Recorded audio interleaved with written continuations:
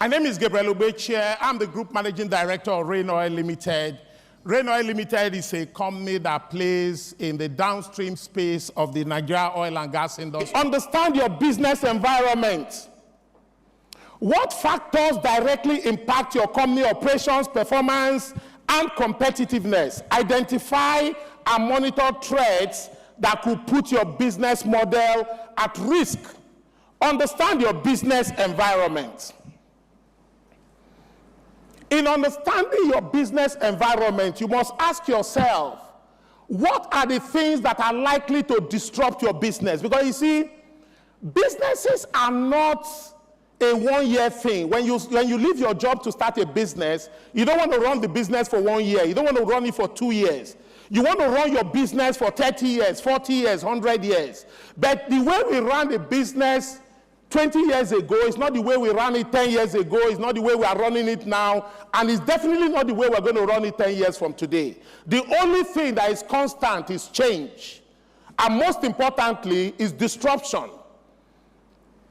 There's a Harvard professor, he's passed on now, Professor Clay Christensen, that I like his writing so much. He's the man who propounded the theory of disruptive innovation. What is going to disrupt your business? I've run Rain Oil now for 27 years. When we started Rain Oil, one product called LPFO, low pore fuel oil. Low pore fuel oil accounted for the bulk of our business, accounted for like 70% of our revenue. One day, around year 2000, 2001, I was driving on Oba-Akran, and I saw that people had dug up the side of the road and laid a lot of pipes on the side of the road. And I called my people, I said, what are those pipes for? He said, they are piping gas to the industrial companies. What are they going to do with the gas? He said, they are going to fire their boilers with the gas. I said, oh, that means they won't buy our LPFO again. I got to the office, I called my people, I said, LPFO is an endangered business. Let's start moving into retail. By then, we had only 2 petrol stations in the whole country. Between then and now, we've grown our retail stations from only 2 to 200 petrol stations today. And you know what? Between then and now, LPFO that accounted for maybe 60% of our revenue, in the last 10 years, LPFO has accounted for 0% of our revenue, even though our revenue has grown multiple times. You have to be sensitive to what is happening around you. Same with LPG, what we call gas. Between 2011 and 2015, for those of us in the downstream sector of the Nigeria oil and gas industry, a product called DPK, dual purpose kerosene, was the bread and butter of the business. Everybody wanted DPK. Everybody wanted DPK.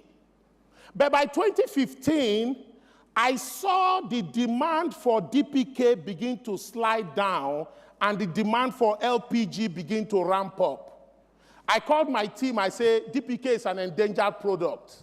Let's begin to change. By 2017, we have started building an 8,000 metric ton LPG facility in Ijebu in Lagos.